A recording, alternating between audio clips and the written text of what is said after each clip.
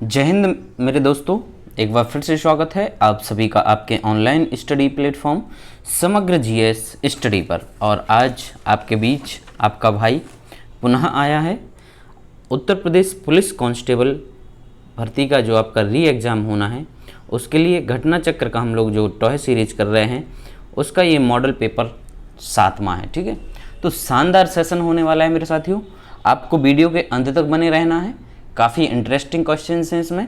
ठीक है, तो आपको एक एक क्वेश्चंस को साथ में सॉल्व करना है। ठीक, और आपको इस चीज़ के लिए कतई नहीं घबराना है कि हमारी डेट तो आ ही नहीं रही है उसके लिए। ठीक है, आपको केवल अपनी तैयारी को क्या रखना है, एकदम दुरुस्त रखना है।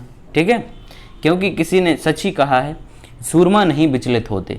ठीक है, सूरमा नहीं विचलित होते, क्षण एक नहीं धीरज खोते, विघ्नों को गले लगाते हैं, कांटों में राह बनाते हैं। ठीक है, तो आपको बिल्कुल पेशेंस रखना है और अपनी तैयारी को निरंतर रखना है मेरे शेरों। ठीक है, तो चलिए, और आप लोगों से एक ही गुजारिश रहती है, ठीक है, कि आप लोग अधिक से अधिक वीडियो को लाइक किया करें मेरे दोस्तों, शेयर किया करें। और जो भी मेरे भाई बहन चैनल पर पहली बार आते हैं तो आप लोग जो चैनल है हमारा उसको सब्सक्राइब ज़रूर कर लिया करें। ठीक है, क्योंकि कई मेरे भाई ऐसे हैं जो आते तो हैं लेकिन चैनल को सब्सक्राइब नहीं कर रहे हैं, तो एक छोटी सी गुजारिश रहती है, आप लोग वो कर दिया करें। ठीक है, तो चलिए शुरू करते हैं और लेते हैं अपना आज का पहला क्वेश्चन। ठीक, तो पहला क्वेश्चन हमारा हिंदी से है, तो पढ़ते हैं क्वेश्चन। कह रहे तुम्हारे मुंह में घी शक्कर का सही अर्थ होगा। ठीक है, तुम्हारे मुंह में घी शक्कर का सही अर्थ होगा। ठीक है, तो इसका जो अर्थ होता है, ठीक है ना, कोई व्यक्ति जब अपने लिए कोई अच्छी बात कहे, ठीक है, जो कि अपने फेवर की हो या जिसमें अपना लाभ हो, ठीक, ऐसी बात करता है तो हम लोग उससे कहते हैं कि भाई तुम्हारे मुंह में घी शक्कर, काश ऐसा ही हो जाए। ठीक है, तो इसका अर्थ होता है ईश्वर करे तुम्हारा कथन सत्य हो, आपने जो कहा है वो सत्य हो। तो यहाँ पर जो करेक्ट आंसर होगा मेरे दोस्तों, राइट आंसर हो जाएगा ऑप्शन नंबर ए। दूसरे प्रश्न की ओर बढ़ेंगे। निम्नलिखित शब्दों में से एक वचन है, एक वचन आपको बताना है। ठीक, तो वचन का आपको पता लगाने के लिए आप इसका प्रयोग करके देखें आपका वाक्य में। तो कह रहे हैं कि प्राण, ठीक, तो प्राण पखेरु उड़ गए। ठीक, तो गए आपका बहुवचन में आ जाएगा, तो ये बहुवचन हो गया। हम लोग दर्शन करने गए, तो दर्शन भी बहुवचन हो गया। ठीक है, ऊँट भी आपके बहुवचन में आते हैं। यहाँ पर जो तेल है, ठीक है, तो मेरे साथियों ऑप्शन नंबर डी जो आपका दिया गया है वो यहाँ पर करेक्ट हो जाएगा। ठीक है, तीसरा देखेंगे। मनोरम का संधि विच्छेद है। मनोरम का संधि विच्छेद क्या है? तो मनोरम का जो संधि विच्छेद होता है मेरे दोस्तों वो होता है क्या, मनः प्लस रम। और ये जो है आपकी विसर्ग संधि का उदाहरण है, विसर्ग संधि का ये उदाहरण है। ठीक, विसर्ग संधि में आपको ये विसर्ग वाली बिंदी दिख जाती हैं। चलिए, अंत्यज शब्द का सही अर्थ है। कह रहे हैं कि अंत्यज शब्द का सही अर्थ है, तो क्या होगा अंत्यज शब्द का सही अर्थ?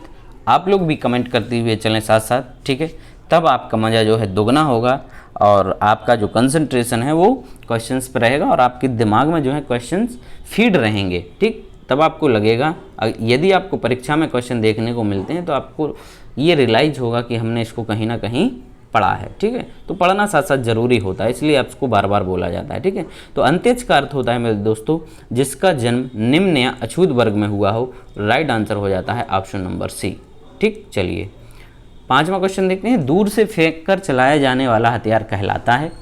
तो दूर से फेंककर जो हम लोग हथियार चलाते हैं, ठीक है, जैसे दूर से क्या फेंकते हैं, भाला हो गया आपका, है ना, गोला हो गया, तोप, ठीक है, तोप का गोला जो फेंकते, तो वो दूर से फेंककर हम लोग क्या चलाते हैं, हथियार चलाते हैं। तो ऐसे हथियार जो हैं वो क्या कहलाते हैं आपके, वो कहलाते हैं आपके अस्त्र कहलाते हैं। ठीक है, अस्त्र, शस्त्र तो आपका बंदूक वगैरह होती है, जैसे शस्त्र लाइसेंस।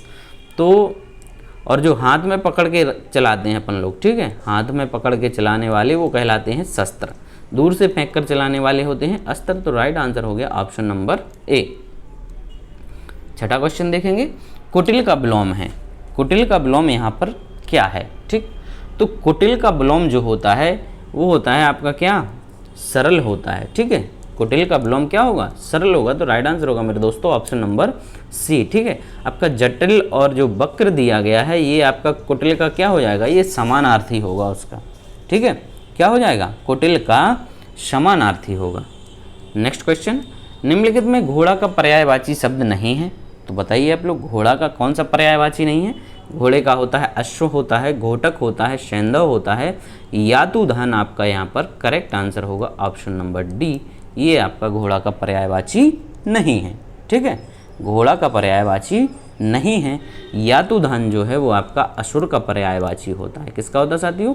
असुर का होता है। ठीक, चलिए 8वां, मोहन से चला नहीं जाता वाक्य में कौन सा वाच्य है। ठीक, कौन सा वाच्य? चला नहीं जाता। जहाँ पर भी आपको नेगेटिव भाव हो, ठीक है, जहाँ भी ना शब्द जुड़ जाए ना, तो वहाँ पर आपका क्या हो जाता है? चला नहीं जाता, मुझसे बैठा नहीं जाता, मुझसे खाया नहीं जाता। तो ये सब जो आपकी सेंटेंस में जब आप नहीं देखते हैं तो वहाँ पर भाववाच्य हो जाता है आपका। ठीक है साथियों, तो करेक्ट आंसर हो गया यहाँ पर आपका ऑप्शन नंबर बी। 9वां क्वेश्चन देखेंगे, लौकिक शब्द में प्रत्यय है। लौकिक में प्रत्यय क्या है आपका? ठीक, तो लौकिक में आपका होगा लोक। ठीक है, लोक प्लस एक यानी लौकिक, तो राइट आंसर हो जाएगा ऑप्शन नंबर डी। ठीक, एक जो है ये यहाँ पर प्रत्यय जो आपके पीछे लगाए जाते हैं वो प्रत्यय कहलाते हैं वाक्य में। इनमें से कौन सा शब्द पुल्लिंग है? पुल्लिंग आपको बताना है यहाँ पर।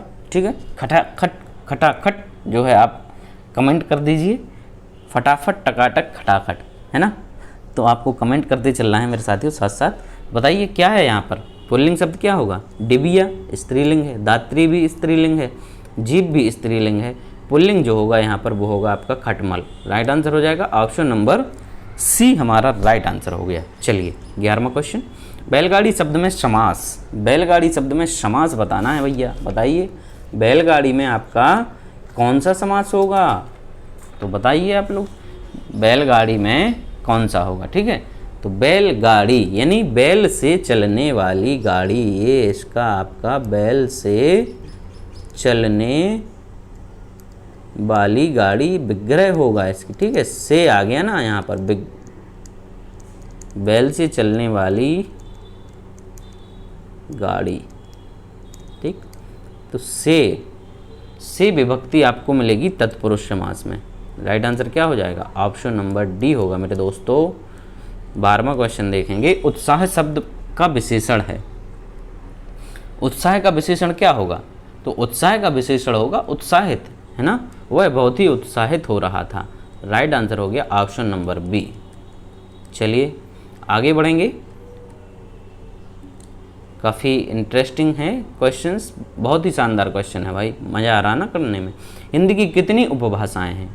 हिंदी की कितनी उपभाषाएं हैं? ठीक है, तो हिंदी की उपभाषाएं मतलब हिंदी की जितनी भी जो उपभाषाएं हैं, ठीक है, उनके अंतर्गत कुछ बोलियां भी आती हैं। ठीक है, तो आपने पढ़ा होगा हिंदी की जो उपभाषाएं हैं वो कितनी हैं? 5 हैं। ठीक है, कितनी उपभाषाएं हैं? 5 हैं। पश्चिमी हिंदी, ठीक, पूर्वी हिंदी, राजस्थानी हिंदी, बिहारी हिंदी और आपकी पहाड़ी हिंदी। ये जो है आपकी हिंदी की 5 उपभाषाएं हैं। ठीक है ना। चलिए फिर इनके अंतर्गत कुछ और बोलियां आती हैं। ठीक, चलिए 14वां क्वेश्चन देखेंगे, कहे कभी बैनी बैनी ब्याल की चुराई लेनी। ठीक है, बैनी, कहें कभी बैनी बैनी ब्याल की चुराई लेनी, इस पंक्ति में अलंकार है। अलंकार यहाँ पर बताना है कि कौन सा अलंकार है। ठीक है, तो यहाँ पर आपको बैनी बैनी जो है शब्द 2 बार मिलेगा। ठीक है, लेकिन 2 बार तो प्रयोग हुआ है, इस शब्द का जो है अर्थ दोनों बार भिन्न है। ठीक है ना, इस शब्द में आपका बैनी का जो प्रयोग हुआ है वो 2 बार हुआ है और दोनों बार इसका अर्थ जो है वो भिन्न है। ठीक, एक तो बैनी यहाँ पर कवि के लिए प्रयुक्त हुआ है। ठीक है, और दूसरा जो बैनी है, ठीक है, प्रथम किसका हो गया? कवि का हो गया, और दूसरे बैनी का जो अर्थ होता है वो चोटी से होता है। ठीक है, चोटी, चोटी ब्याल की चुराई लेनी, है ना। तो जहाँ पर एक शब्द बार बार आए और हर बार उसका जो है अर्थ कैसा निकले? भिन्न भिन्न अर्थ हो। ठीक, तो वहाँ पर होता है आपका यमक अलंकार। तो राइट आंसर होगा मेरे साथियों ऑप्शन नंबर ए। आगे बढ़ेंगे, देश रक्षा के लिए प्रत्येक नागरिक को, ये क्वेश्चन आपका आया है भाई कहीं, देश रक्षा के लिए प्रत्येक नागरिक को क्या होना चाहिए? तो इसमें से हमें सबसे सुइटेबल जो शब्द है उसको यहाँ पर फिल करना है कि क्या होगा, ठीक है। तो देश रक्षा के लिए आप इसको याद कर लीजिए, बिल्कुल ऐसा क्वेश्चन आए तो देश रक्षा के लिए हम सबको क्या होना चाहिए, उद्यत होना चाहिए। करेक्ट आंसर होगा ऑप्शन नंबर बी। कौन सा होगा, बी जो है आपका यहाँ पर करेक्ट हो गया। 21वां क्वेश्चन देखते हैं। ज्ञानपीठ पुरस्कार किस क्षेत्र में श्रेष्ठ कार्य करने पर दिया जाता है? ज्ञानपीठ पुरस्कार किस क्षेत्र में श्रेष्ठ कार्य करने के लिए दिया जाता है? तो ज्ञानपीठ पुरस्कार जो है वो आपका साहित्य के क्षेत्र में दिया जाता है मेरे दोस्तों, ठीक है। और ये साहित्य के क्षेत्र में दिया जाने वाला कैसा है, सर्वश्रेष्ठ या सर्वोच्च पुरस्कार है। राइट आंसर हो गया ऑप्शन नंबर डी। 22वां देखेंगे। मधुशाला के लेखक हैं, मधुशाला के लेखक कौन हैं? ठीक, तो मधुशाला ये जो है हरिवंश राय बच्चन की काफ़ी फेमस कृति है ना। ये उनकी काफ़ी फेमस क्या है, एक कविता है, ठीक है, रचना है उनकी काफ़ी फेमस। तो इसके रचयिता जो हैं वो हैं हरिवंश राय बच्चन, जो कि अमिताभ बच्चन के फादर हैं, पिता हैं, ठीक है, मतलब पिता थे, अभी नहीं है, वर्तमान में उनके। काव्य के सामान्यतः गुण कितने होते हैं?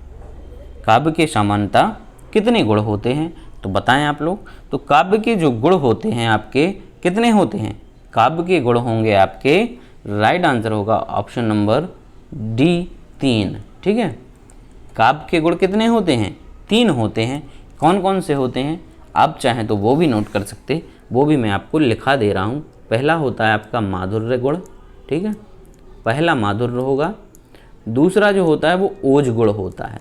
कौन सा होता है? ओज गुण। और तीसरा जो होता है मेरे साथियों, तो वो होता है आपका प्रसाद गुण। ये आपके काव्य के गुण हो गए, ठीक है, 3। आगे बढ़ेंगे।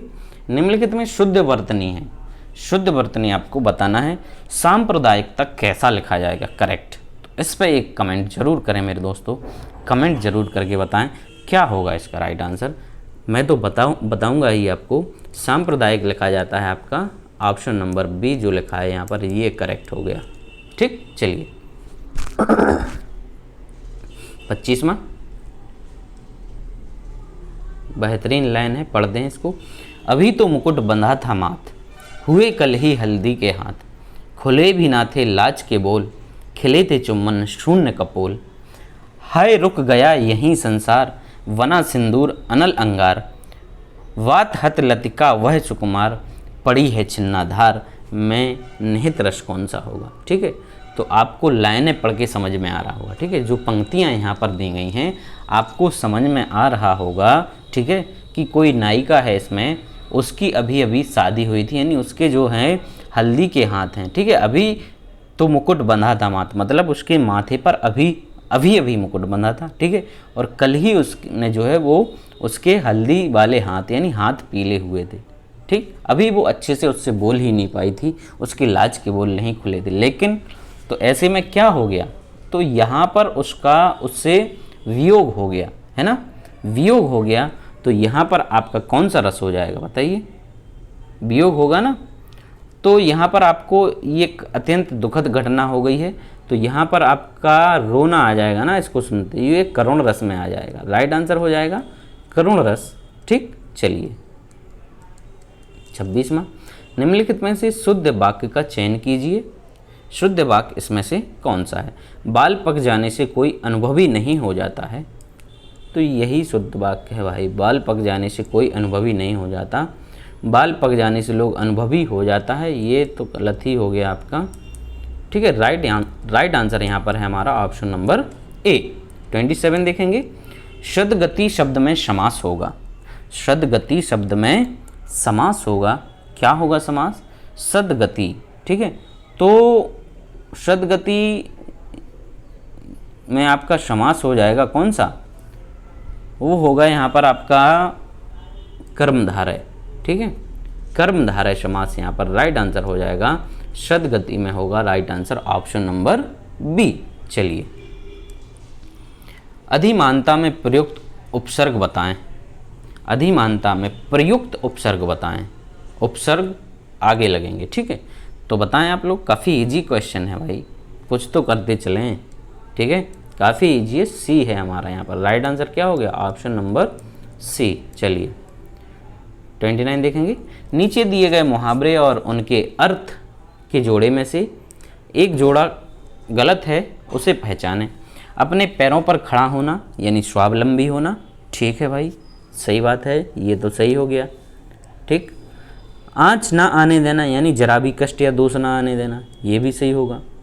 आसन डोलना विचलित ना होना, नहीं, आसन डोलना विचलित ना होना ये नहीं होगा, ये आपका इनकरेक्ट हो गया यहाँ पर, तो इनकरेक्ट ही हमें ढूंढना था। तो राइट आंसर हो जाएगा आपका ऑप्शन नंबर सी। आसमान टूट पड़ना यानी गजब का संकट पड़ना, ये इसका भी करेक्ट है। ठीक है, तो यहाँ पर जो हमारा राइट आंसर है वो सी वाला है मेरे साथियों। ठीक है, तीसरा देखेंगे, मदिरा पीने का प्याला के लिए एक शब्द क्या होता है। मदिरा पीने का जो प्याला होता है, ठीक है, उसको क्या कहा जाता है। तो इंग्लिश में तो लोग पैग पैग कहते रहते हैं ना, हिंदी में इसको क्या कहा जाता है, बड़ा ही इंटरेस्टिंग क्वेश्चन है। तो हिंदी में उसको कहा जाता है चषक। राइट आंसर होगा ऑप्शन नंबर डी। ठीक है, चषक।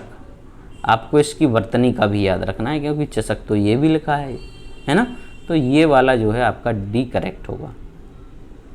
ठीक है ना, चलिए फिर देखते हैं, अकार शब्द का तद्भव रूप है। अकार शब्द का तद्भव क्या होगा। ठीक, अकार मतलब बिना काम के। ठीक है, अकार या कार्य मतलब काज, काज भी तो कहते हैं उसको, तो अकार का जो है तद्भव हो जाएगा अकाज। राइट आंसर हो गया ऑप्शन नंबर बी। 32वां, उसके बिना तुम कुछ नहीं हो। वाक्य में संबंध बोधक शब्द कौन सा है। उसके बिना तुम कुछ नहीं हो। ठीक है, नौकरी के बिना तुम कुछ नहीं हो, वर्दी के बिना तुम कुछ नहीं हो, तो वर्दी तो लेना ही है ना, तो क्या होगा यहाँ पर संबंध बोधक कौन सा हो गया। संबंध बोधक हो जाएगा यहाँ पर वो है बिना। ठीक है, बिना यहाँ पर संबंध बोधक होगा। राइट आंसर हो गया ऑप्शन नंबर बी। 33, लड़की ने पुस्तक पढ़ी वाक्य का काल है। लड़की ने पुस्तक पढ़ी है, वाक्य का काल बताना है। ठीक है, तो पढ़ी है मतलब काम खत्म हो गया, पूर्ण हो गया, पूर्ण वर्तमान काल हो गया। ठीक, चलिए right answer option number B. 34, निम्न में से किस वाक्य में संप्रदान कारक है। संप्रदान कारक बताओ मेरे दोस्तों किस में है। ठीक है, तो संप्रदान कारक होगा यहाँ पर किस में, चलिए देखते हैं ऑप्शन। मेरा घर स्टेशन से बहुत दूर है, नहीं, दूरी में अपादान हो जाएगा।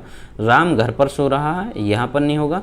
राजा ने निर्धनों को कंबल दिए। ठीक है, तो यहाँ पर हो जाएगा राजा ने जो है आप किसको, निर्धनों को कंबल दिए, यहाँ पर होगा संप्रदान कारक। राइट आंसर सी हो गया। 35, नीचे दिए गए किस वाक्य में विशेषण का प्रयोग हुआ है। विशेषण का प्रयोग किस वाक्य में हुआ है, तो चलिए वाक्य को पढ़ते हैं, पता चलेगा हमें किस में हुआ है। राम और श्याम भाई हैं, यहाँ पे विशेषण नहीं है कुछ भी। राम ने माँ से पानी और खाना मांगा, इसमें भी विशेषण नहीं है। माँ ने खाने में दाल और रोटी परोसी, नहीं है। राम ने रोटी खाकर और रोटी मांगी। राम ने रोटी खाकर और रोटी मांगी। ठीक है, यहाँ पर आपका जो है और रोटी मांगी, तो और शब्द है ये आपका विशेषण के रूप में प्रयुक्त हुआ है। ठीक है, यहाँ पर तो आपके ये कंजक्शन टाइप के हो रहे थे, है ना, पानी और खाना मांग, लेकिन इन्हें यहाँ पर और जो शब्द है वो विशेषण की तरह प्रयुक्त हुआ है। राम ने रोटी खाकर, ठीक है, और रोटी मांगी। ठीक है, और यहाँ पर विशेषण हो गया। राइट आंसर होगा ऑप्शन नंबर डी। 36, आल्हा का संबंध किस उपबोली से है। तो आल्हा का संबंध आपका होगा किस उपबोली से होगा, तो आला जो है आपका बुंदेलखंडी में है ना। आला जो है वो एक बुंदेलखंड का आपका प्रसिद्ध लोकगीत कह सकते हैं उसको। ठीक है, लोकगीत है जो, ठीक है, तो उसकी जो बुंदेली की जो एक उपबोली है बनाफरी। ठीक है, वो क्या है, बनाफरी। तो राइट आंसर होगा यहाँ पर ऑप्शन नंबर ए, बनाफरी। ठीक है, आला का संबंध हो जाएगा आपका बनाफरी उपबोली से। 37, दिए गए विकल्पों में से पराजय एवं माला का एक समानार्थी शब्द क्या है। पराजय एवं माला का एक समानार्थी शब्द क्या है। ठीक है, तो तो पराजय मतलब किसी की हार हो जाती है तो उसको हार कहते हैं आप, ठीक है। तो पराजय हार कहलाएगी और माला को भी आप लोग हार कहते हैं, ठीक है। तो राइट आंसर हो जाएगा ऑप्शन नंबर सी, ठीक। तो मेरे साथियों यहाँ पर जो है आपका हिंदी का बढ़िया क्वेश्चंस का जो है सफ़र समाप्त होता है। अब देखेंगे हम यहाँ से जीके के शानदार क्वेश्चन, ठीक है। तो आपको केवल क्या करना है, सिर्फ वीडियो में साथ बने रहना है, बाकी आपको इंटरेस्ट खुद ब खुद आने लगेगा, ठीक है। चलिए आगे बढ़ते हैं। 38 क्वेश्चन करंट से शुरुआत होगी हमारी, तो पढ़ते हैं क्वेश्चन। दिसंबर 2023 में किसे छत्तीसगढ़ राज्य विधानसभा का अध्यक्ष चुना गया है? छत्तीसगढ़ राज्य यानी छत्तीसगढ़ के विधानसभा अध्यक्ष का अर्थ क्या होता है? विधानसभा अध्यक्ष मतलब वो विधायक दल का नेता चुना जाता है, यानी जो कि उस राज्य का सीएम कहलाता है, ठीक है। तो विधायक दल का नेता जो है किसे चुना गया था? डॉक्टर रमन सिंह को, ठीक है। और इनको पुनः जो है क्या बना दिया गया, और ये पुनः वहाँ के छत्तीसगढ़ के मुख्यमंत्री बन गए, चीफ मिनिस्टर बन गए।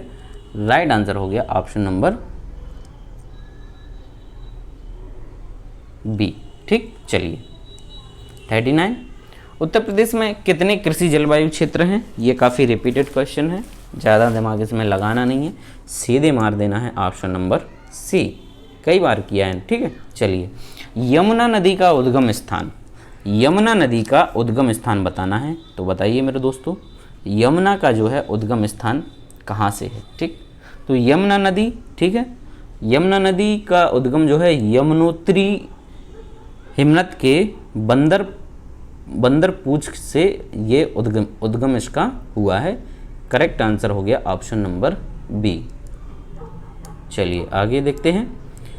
निम्नलिखित में से देश के खाद्यान्न उत्पादन में उत्तर प्रदेश का कौन सा स्थान है? देश के खाद्यान्न उत्पादन में उत्तर प्रदेश का कौन सा स्थान है? तो खाद्यान्न उत्पादन में उत्तर प्रदेश का जो स्थान है वो है आपका प्रथम। राइट आंसर होगा ऑप्शन नंबर सी। तो अभी तक तो ठीक है, मॉडरेट क्वेश्चन है, ज़्यादा दिक्कत वाले क्वेश्चन नहीं आए हैं, ठीक। 42 देखते हैं। अंतर्राष्ट्रीय नर्स दिवस कब मनाया जाता है? तो याद रखना है आपको, अंतर्राष्ट्रीय नर्स दिवस, ठीक है, पूरे विश्व भर में आपका मनाया जाता है 12 मई को, ठीक है। 12 मई को अंतर्राष्ट्रीय नर्स दिवस मनाया जाता है। राइट आंसर हो गया ऑप्शन नंबर डी। 43 देखेंगे। उत्तर प्रदेश कृषि अनुसंधान परिषद स्थित है। उत्तर प्रदेश कृषि अनुसंधान परिषद आपका स्थित है कहाँ पर? तो ये स्थित है आपका लखनऊ में। राइट आंसर होगा दोस्तों सी, ठीक। चलिए 44 देखेंगे। किसके शासनकाल के दौरान अजंता की गुफाएं निर्मित की गई थी? तो अजंता की गुफाएं जो हैं वो आपके महाराष्ट्र के औरंगाबाद में हैं, ठीक है ना, महाराष्ट्र के, ठीक है। महाराष्ट्र में एक औरंगाबाद नामक ज़िला है, वहाँ पर आपकी ये गुफाएं स्थित हैं। और इनका जो निर्माण कराया था वो वाकाटक ने कराया था। किसने कराया था? वाकाटक ने कराया था। तो साथियों राइट आंसर हो गया ऑप्शन नंबर ए, वाकाटक। 45 देखेंगे। नदी का बहता हुआ जल किस प्रकार का ऊर्जा संवहन करता है? नदी का बहता हुआ जल किस प्रकार का ऊर्जा संवहन करता है, ठीक है। तो बहते हुए पानी में कैसी ऊर्जा होगी आपकी? बहते हुए पानी में, ठीक है, गति करता है ना वो, तो उसमें क्या होगी आपकी? गतिज ऊर्जा होगी। राइट आंसर क्या हो गया? ऑप्शन नंबर डी हो गया साथियों यहाँ पर, ठीक है। बहते हुए पानी में गतिज ऊर्जा होती है, ठीक है ना, गति कर रहा है तो उसमें कौन सी ऊर्जा रहेगी? गतिज ऊर्जा रहेगी। चलिए 46। कार्बनिक यौगिक में कार्बन की संयोजकता हमेशा होती है। कार्बनिक यौगिक में कार्बन की संयोजकता, ठीक है, संयोजकता वैलेंसी, शायद उसको इंग्लिश में हम लोग वैलेंसी बोलते हैं, ठीक है। तो उसकी वैलेंसी हमेशा क्या होती है? वो होती है आपकी कितनी? 4 होती है। राइट आंसर होगा ऑप्शन नंबर डी। चलिए नेक्स्ट क्वेश्चन। दिसंबर 2023 में प्रधानमंत्री नरेंद्र मोदी ने विश्व के सबसे बड़े ध्यान केंद्र यानी मेडिटेशन सेंटर का उद्घाटन कहाँ किया है? विश्व का सबसे बड़ा ध्यान केंद्र, ठीक है। तो ये उनका जो अपना संसदीय क्षेत्र है वाराणसी, वहाँ पर इन्होंने इसका उद्घाटन किया था। राइट आंसर हो गया साथियों ऑप्शन नंबर ए। 48 देखें, उत्तर प्रदेश के किस जिले में देश के प्रथम पुलिस संग्रहालय की स्थापना की गई है? तो देश के प्रथम पुलिस संग्रहालय की जो स्थापना की गई है वो उत्तर प्रदेश में कहाँ पर? तो वो की गई है हमारी गाजियाबाद में। राइट आंसर हो गया ऑप्शन नंबर बी, गाजियाबाद। 49, निम्नलिखित में से कौन सा शब्द भारतीय संविधान की प्रस्तावना में उल्लिखित नहीं है? ठीक है, तो भारतीय संविधान की प्रस्तावना में इसमें से कह रहे हैं कि कौन सा शब्द जो है वो उल्लिखित नहीं है। तो आपका समाजवादी, लोकतंत्रात्मक, पंथ निरपेक्ष, ये शब्द आते हैं। संघीय जो शब्द है वो आपका इसमें उल्लिखित नहीं है, तो राइट आंसर हो जाएगा ऑप्शन नंबर डी। ठीक है ना, संघीय ये आपका प्रस्तावना में नहीं है। ठीक है, संघ के बारे में जो है आपका आर्टिकल 1 में बोला गया है। ठीक है, कि भारत राज्यों का क्या होगा? संघ होगा। चलिए 50वां क्वेश्चन देखेंगे। जौनपुर में डॉट डॉट के द्वारा निर्मित अटाला मस्जिद अन्य मस्जिदों के निर्माण के लिए एक मिसाल या मॉडल बन गई है। जौनपुर में अटाला मस्जिद जो है तो किसने बनवाई थी, किसके द्वारा निर्मित हुई थी, बताना है। ये आपको मैं पहले बता चुका हूँ। ठीक है, तो इसका तो कमेंट करना ही पड़ेगा। तो अटाला मस्जिद जो है वो बनवाई थी आपकी इब्राहिम सर्की के द्वारा। ठीक है, राइट आंसर हो गया साथियों ऑप्शन नंबर बी। 51, सितंबर 2023 में स्वच्छ वायु सर्वेक्षण 2023 के पुरस्कार में कौन सा शहर प्रथम श्रेणी यानी मिलियन प्लस आबादी के अंतर्गत पहले स्थान पर आया है? ठीक है, तो पहले स्थान पर आपका जो है आया है इंदौर। इंदौर लगातार बेहतरीन प्रदर्शन कर रहा है। ठीक है, और पिछले 4-5 सालों से निरंतर पहले स्थान पर बना हुआ है। ठीक है ना, तो काफ़ी अच्छी वहाँ की व्यवस्था है, साफ़ सफाई है। ठीक है, पहले स्थान पर आपका इंदौर हो गया, और आपका जो है दूसरे स्थान पर है आपका आगरा। ठीक है, और तीसरे पे है आपका ठाणे। दूसरे पे हो गया आगरा और तीसरे पे है आपका ठाणे, ये आपका मुंबई का है। चलिए नेक्स्ट, हमारे पेट में स्थित पाचक रस में मुख्य रूप से ठाणे जो है आपका वो महाराष्ट्र का है। 52 देखेंगे, हमारे पेट में स्थित पाचक रस में मुख्य रूप से डॉट डॉट होता है। ठीक है, तो पेट में जो आपका पाचक रस, ठीक है, वो जो एंजाइम होता है कह रहे उसमें मुख्य रूप से क्या होता है? डाइजेस्टिव एंजाइम में आपका मुख्य रूप से क्या होता है? तो इसमें होता है आपका HCl होता है, हाइड्रोक्लोरिक अम्ल। राइट आंसर हो जाएगा साथियों ऑप्शन नंबर सी। चलिए 53, थायराइड ग्रंथि के सामान्य कामकाज के लिए निम्नलिखित पोषक तत्वों में से कौन सा आवश्यक है? थायराइड ग्रंथि के थायराइड की कमी से आपको क्या हो जाता है? आपको घेंगा होता है ना, घेंगा रोग हो जाता है। तो थायराइड ग्रंथि के सामान्य कामकाज के लिए आपको आयोडीन की कमी से होता है। थोड़ा गलत बोल गया मैं, माफ़ी चाहूँगा। आयोडीन की कमी से होता है आपका घेंगा। ठीक है, तो थायराइड ग्रंथि के सामान्य कामकाज के लिए आपका ऑप्शन नंबर सी यानी आयोडीन जो है वो आवश्यक पोषक तत्व होता है। 54 देखेंगे, जगन्नाथ मंदिर किस राज्य में है? ठीक है, तो जगन्नाथ मंदिर है आपकी पुरी में। ठीक है, पुरी जिले में है, और ये आपका स्थित है कहाँ पर? ओडिशा में। राइट आंसर हो गया ऑप्शन नंबर बी। ठीक है, काफ़ी इजी क्वेश्चन है, ज़्यादा इसमें टाइम नहीं लगाना है। निम्नलिखित में से किस सुल्तान ने साम्राज्य की सीमाओं की सुरक्षा हेतु एक विशेष सेना को नियुक्त किया है? निम्नलिखित में से किस सुल्तान ने साम्राज्य की सीमाओं की सुरक्षा हेतु एक विशेष सेना को नियुक्त किया है? तो राइट आंसर हो गया इसका आपका option number D, Alauddin Khilji. ठीक है, राइट आंसर क्या हो गया? Option number D, Alauddin Khilji. 56, वर्ष 2023 का शांति का नोबेल पुरस्कार किसे प्रदान करने की घोषणा की गई है? तो 2023 का जो शांति का पुरस्कार है आपका, उसको किसे प्रदान करने की घोषणा की गई?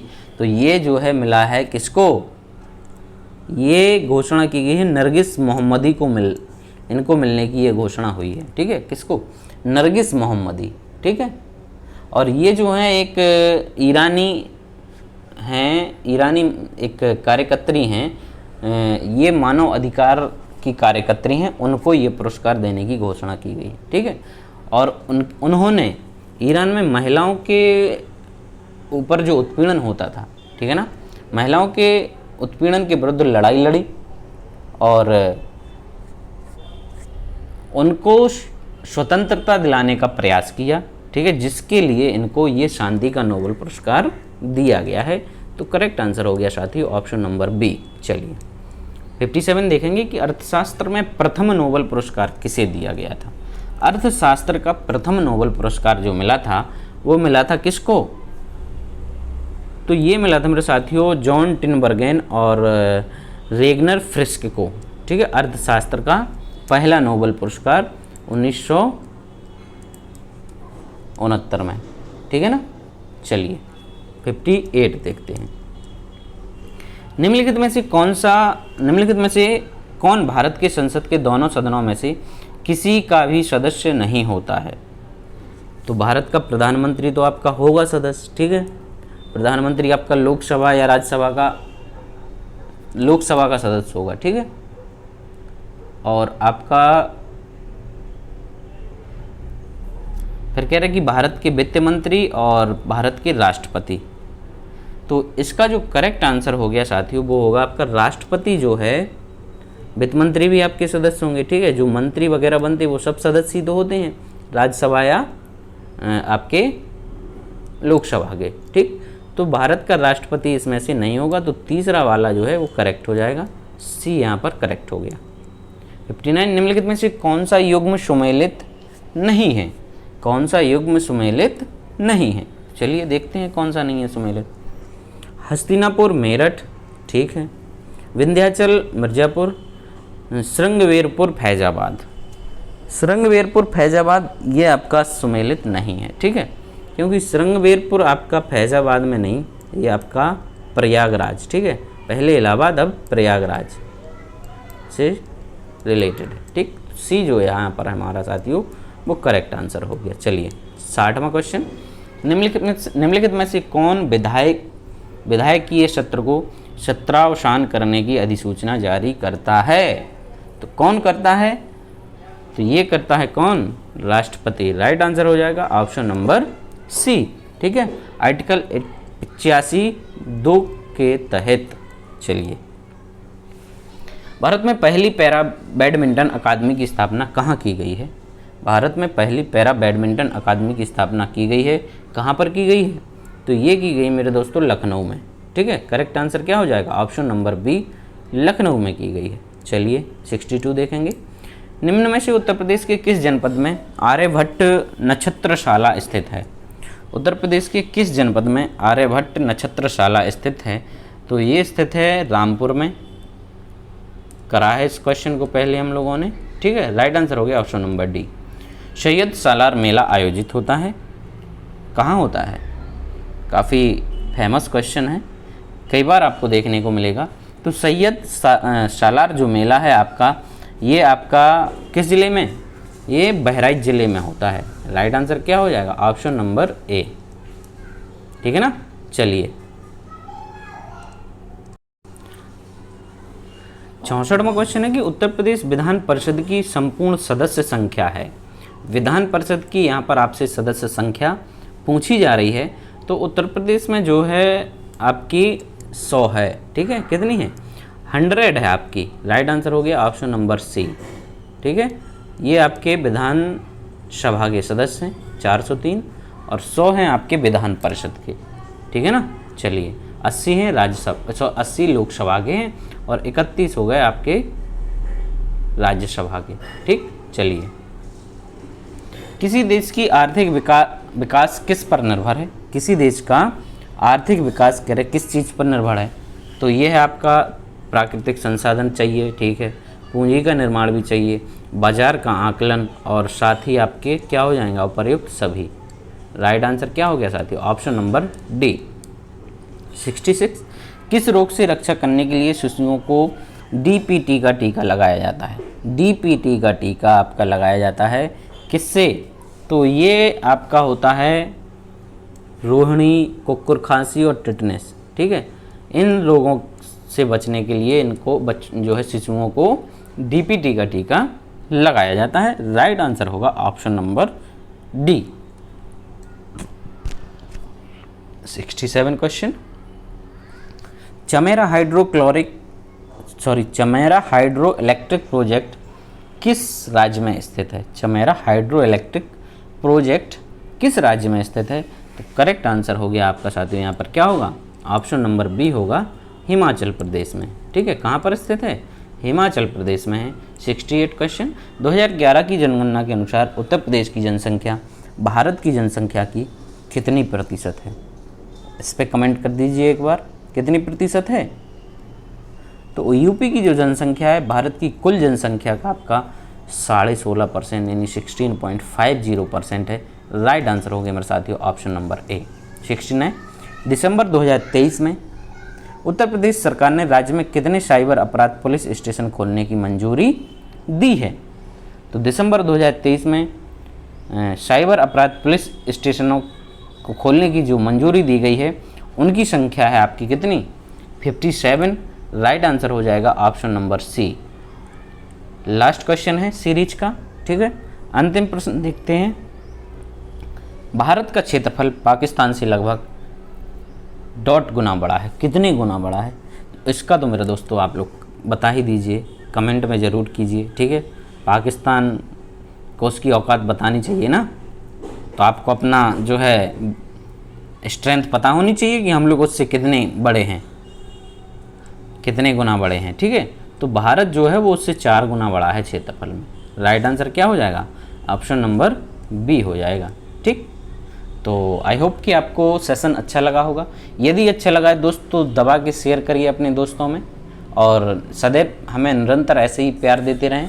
बीच में थोड़ा डिस्टरबेंस हो गया तो आपको 2-3 दिन बीच में वीडियो नहीं मिल पाए हैं, उसके लिए मैं क्षमा चाहूँगा, ठीक है। आगे से कोशिश मेरी ये रहेगी कि निरंतर आप लोगों के बीच में आऊँ, मुझे भी अच्छा लगता है, ठीक है।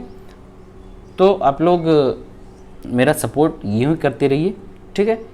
और कल फिर मिलेंगे एक और नए वीडियो के साथ। तब तक के लिए आप सबका बहुत बहुत धन्यवाद, और अपनी पढ़ाई जो है जारी रखिए और अपना ख्याल रखिए, ठीक है। Thank you.